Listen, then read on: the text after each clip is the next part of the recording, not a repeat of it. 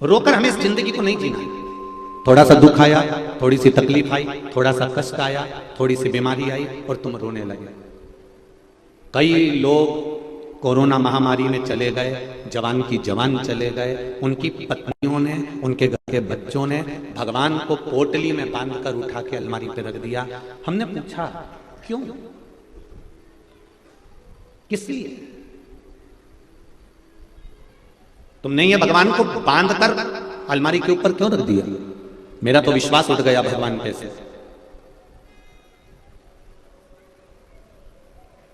मेरा तो विश्वास उठ गया भगवान पे से। एक बात आपसे कहना चाहेंगे, बहुत ध्यान से सुनना।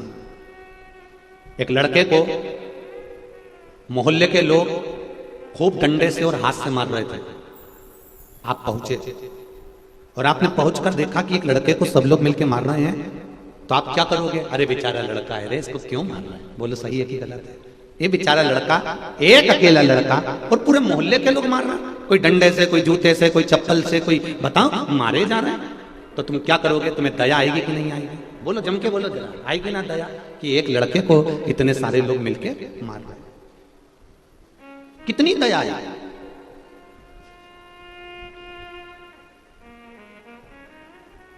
तुम्हारी आंख में आंसू भी आ जाएंगे कि एक लड़के को इतने सारे लोग मिलके मार रहे हैं। पर थोड़ी देर खड़े रहने के बाद जरा दिमाग लगाना कि इतने सारे लोग इस लड़के को मार रहे हैं, तो ये बेवकूफ है कि पगले हैं जो इतने सारे लोग मिलकर इसको मार रहे हैं? थोड़ी देर खड़े होकर तब पूछो, क्यों भैया इसको क्यों मार रहे हो? तब कोई बताएगा एक छोटी सी कन्या के साथ में, छोटी सी बच्ची के साथ में, 3 वर्ष की बेटी, और उसके साथ इसने गलत कृत्य कर दिया। अब तुम क्या करोगी? तुम भी पांव में से चप्पल निकाल के और 2-4 दोगी कि नहीं दोगी? अरे बोलो तो जम के कि एक छोटी सी कन्या के साथ में, छोटी सी बच्ची के साथ में गलत कर्म कर रहा, तुमने उठाया और तुमने भी मारना चालू कर दिया।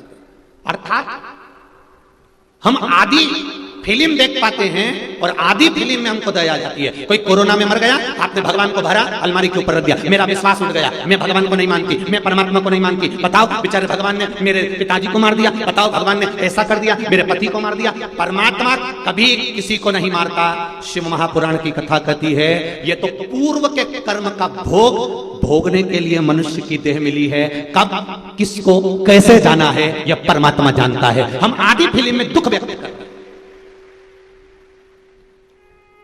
हम तो बस जाके खड़े हुए और हमें लड़के पर दया आ गई, इसको बताओ क्यों मार रहे हैं? उसी तरह हमको दया आ गई, मेरा पति चले गया, मेरा पिता चले गया, मेरा भाई चले गया, मेरा कुटुंब भी चले गया, भगवान ने ऐसा कर दिया, मैंने तो भगवान की इतनी पूजन करी थी, मैंने तो इतनी आराधना करी थी, तुमने सब कुछ करा, पर तुम आधी फिल्म देख रहे हो। तुम्हें इससे पहले का नहीं मालूम कि इसके पहले जो जन्म हुआ था, उस जन्म में इसने क्या करा था, ये तुमको नहीं है अंदाजा।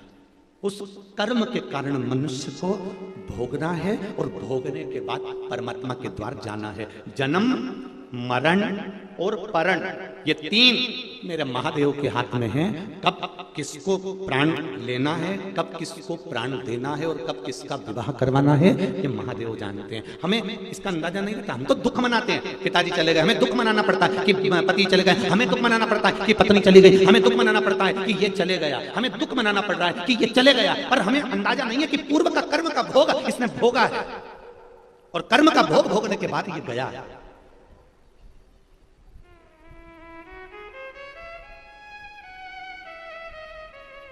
तुम्हारे घर में कितने सारे बुजुर्ग लोग होते हैं, जब कोई घर में जवान मौत होती है ना, तो घर के बूढ़े कहते हैं कि हमें उठा लेता भगवान, कम से कम इसका घर तो नहीं बिगड़ता। बोलो रे बोलो, ऐसा बोलते कि नहीं बोलता कि हमें उठा लेता पर इसका घर तो रह जाता, कहीं का बुढ़ा चले जाता, चलते आता, पर ये तो बच जाता। हम भगवान से करें, पर भगवान कराए कि अभी तुझे नहीं उठाना है क्योंकि तेरा समय नहीं आया है। पर जिसकी घड़ी पल क्षण आखिरी हो गया, 21,600 श्वास मनुष्य के शरीर से रोज निकलती है।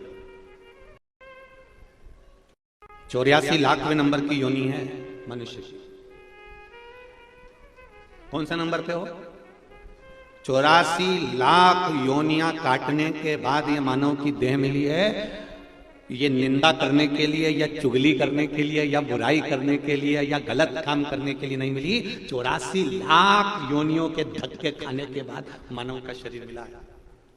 83 लाख 99,999 योनियां छोड़ने के बाद 84,00,000वें नंबर की योनि है मनुष्य की। इतनी योनियां निकली तब ये मानव का शरीर मिला।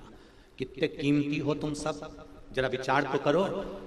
कोहे नूर हीरा जो हीरे वाले की दुकान पर रहता है, सोने वाले की दुकान पर सोना रहता है, उसके पास में जो हीरा रहता है वो हीरे की कीमत भी तुम्हारे आगे शून्य है, क्योंकि तुम्हारी कीमत 83,99,999 योनि काटने के बाद ये 84,00,000 भी योनि मिली है।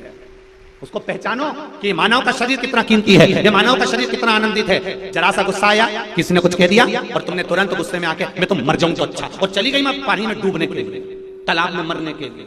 एक निवेदन है, अगर मरने का प्लान भी आए ना तो पहले विचार करो कि पानी में डूब के मरना तो ओल्ड फैशन है, रेल के नीचे मरना ओल्ड फैशन है, दवाई खा के मर जाना ये भी ओल्ड फैशन है। आज का तो न्यू फैशन का जमाना है, तो मरने का भी नया फैशन निकालो। और मरने का नया फैशन एक ही है, अब मेरा मन संसार से उठ चुका है, अब मैं मरूंगी तो मेरा मरने का नया फैशन केवल एक है, मैं शंकर की आराधना कर कर कर जब तक शंकर जी नहीं चाहे तब तक नहीं मरूंगी। जा नहीं मरूंगी, चाहे पति कितनी भी जिद दिलाए, चाहे ससुराल वाले कितनी भी जिद दिलाएं, चाहे कुटुंब रिश्तेदार कितना भी जिद दिलाएं, चाहे कर्जे में लदालूम हो गया हो, चाहे कितना भी घाटा हो गया हो, चाहे जिंदगी का सारा दुख तेरे सिर पर आके पड़ गया हो, तो भी हमको मरना नहीं है। हम क्यों मरे? अगर मरूंगी तो शंकर भगवान का पूजन करते करते मरूंगी, एक लोटा जल चढ़ाते चढ़ाते, जब शंकर जी चाहेगा तब मरूंगी। ऐसे कैसे मरूंगी? अब मरूंगी नहीं, सबकी छाती पे मूंग डालूंगी। नहीं मरना, प्लानिंग चेंज। क्यों मरे? रोज अखबार खोलो और रोज आ जाता है छोरा मर गया, फेल हो गया तो मर गया, सुसाइड कर लिया, ये कर लिया। काहे को करो? क्यों करो? जो ज्यादा तुम्हें तकलीफ दे तुम उठता उठ के सामने पेंसिल से लाइन खींच के डेंटिंग पेंटिंग करके फिर जा ले जा। नहीं मरूं अभी मैं, मरना ही नहीं। जरा सा पति ने चिल्ला दिया, जरा सा घर में सास ससुर ने कुछ बोल दिया और तुमने अपना बैग उठाया और मायके चली गई। काहे को जाऊं? तुम्हारे पिताजी ने दिल से तुमको विदा करा है, उस पिता को ससुराल की जरा जरा सी बात बताओगे तो पिता कितना दुखी होगा, जरा विचार करिए।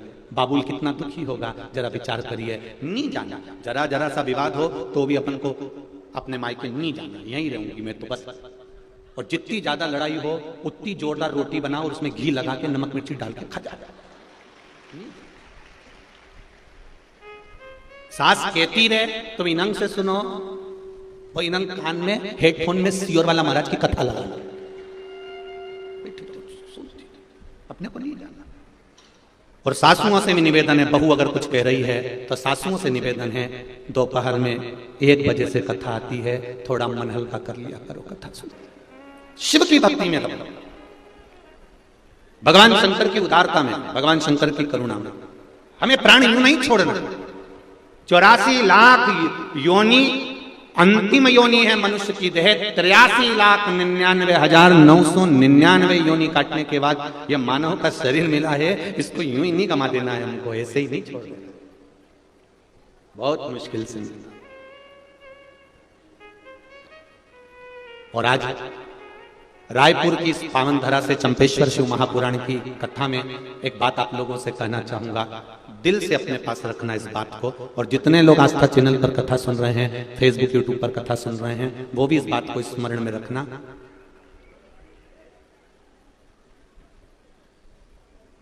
जिसको आपने समय दिया, जिसको आपने समय दिया, परिवार, कुटुंब, कबीला, रिश्तेदार, नातेदार, दोस्त, मित्र, मोहल्ले वाले, परिवार वाले, जिसको तुमने समय दिया, तुम्हारे दुख की घड़ी में, तुम्हारे तकलीफ की घड़ी में, जब तुम्हारे ऊपर कोई बड़ा कष्ट आ जाएगा, तो जिसको तुमने समय दिया है ये तुम्हारा साथ देने वाले नहीं रहेंगे। पर एक बात याद रखना, जिसको तुमने समय नहीं दिया, अपनी दुकान पर बैठे रहे, अपने काम धंधे में लगे रहे, अपने व्यापार में लगे रहे, अपने कार्य में डूबे रहे, लैपटॉप चलाते रहे, मोबाइल चलाते रहे, पर एक तुमने समय नहीं दिया। आपने अपने बच्चों को समय दिया, परिवार को समय दिया, कुटुंब को समय दिया, रिश्तेदारों को समय दिया, मोहल्ले वालों को समय दिया।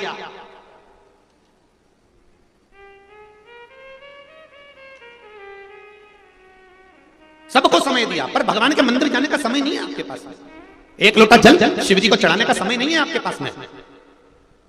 आपको कहां जाना है आप पहले से निश्चित कर लेते हो, आपको क्या खाना है पहले से निश्चित कर लेते हो। मैं रायपुर जाऊंगी, वहां जाऊंगी, बाजार में जाके चौपाटी पे चाट खाऊंगी, मेरे मन में ये आया, मेरे मन में वो आया। तुम्हें क्या करना है ये तुमने पहले सोच कर रखा है। तुम अपना समय परिवार को, कुटुंब को, नातों को, रिश्तों को कमाने में, व्यापार में, व्यवसाय में, सब में लगा सकते हो, पर आपके पास में समय नहीं है तो देवाधिदेव महादेव को एक लोटा जल चढ़ाने का नहीं है। माताएं अपने अपने पतियों से कहती हैं मंदिर चले जाया करो, मेरे पास में समय नहीं है, अभी व्यापार का समय, शादी का सीजन चालू हो जाएगा, दिवाली का सीजन चालू हो जाएगा, होली का सीजन चालू हो जाएगा, सीजन तो चलता रहेगा, पर यह श्वास कब रुक जाएगी? 21,600 श्वास में से कौन सी श्वास आखिरी हो जाएगी ये किसको मालूम? ये किसको पता है कि कौन सी श्वास आखिरी है हमारी, कौन सा पल, कौन सी घड़ी आखिरी है हमारी? कमा कमा कर जोड़ कर छोड़ कर जाओगे, आखिरी में इतना बड़ा फोटो दीवार पे चिपक जाएगा और उस पे प्लास्टिक के फूल की माला टंग जाएगी, और वो माला भी जब तुम्हारे यहाँ पंखा चलेगा तो वो माला भी हवा में ऐसी हिलेगी। माला इसलिए हिलेगी कि वो मरी हुई जो अम्मा है ना, जो मरा हुआ बब्बा है ना, जो मर गए, वो भी माला हिलाकर हुंकारा भर रहे हैं कि हम भी ऐसी दुकान से आते थे, घर पे आके सो जाते थे, कमा कमा के मर गए, आखिरी में यहां टंग गए। निवेदन है, टंगना सबको है, चाहे वो सियोर वाला महाराज हो, चाहे तुम हो, सब टंगेंगे, ये पक्का है। पर टंगने से पहले एक काम करो, शंकर भगवान के मंदिर जाना प्रारंभ करो, एक लोटा जल चढ़ाना प्रारंभ करो, शिव की आराधना करना प्रारंभ करो, भगवान की भक्ति करना प्रारंभ करो। क्यों? क्योंकि ये सब तो पूरे रिश्ते नाते कुटुंब कबीले तो शमशान में जब आग लगेगी, आग लगाने के बाद में आप और इनका संबंध खत्म हो जाएगा, तब आखिरी का संबंध तो वो भोलेनाथ ही निभाएगा। सब आग लगा के चले जाएंगे शमशान में, तुम भी अकेले और महादेव भी अकेले। शमशान में किसका निवास है? शंकर भगवान को उनके ससुर दक्ष प्रजापति ने श्राप दिया था, शिव मैं तुम्हें श्राप देता हूं कि तुम शमशान में निवास करोगे। शमशान में मेरे भोलेनाथ का निवास है, शंकर भगवान का निवास है। आखिरी में अंतिम समय पर अगर कोई साथ देने वाला है, सब आग लगाकर चले जाएंगे, लकड़ी कंडा सब डालकर चले जाएंगे, फिर तीसरे के दिन आएंगे 3 दिन बाद। अब इस 3 दिन में तेरा क्या होगा रे कालिया, जरा विचार कर, ये 3 दिन में होगा क्या?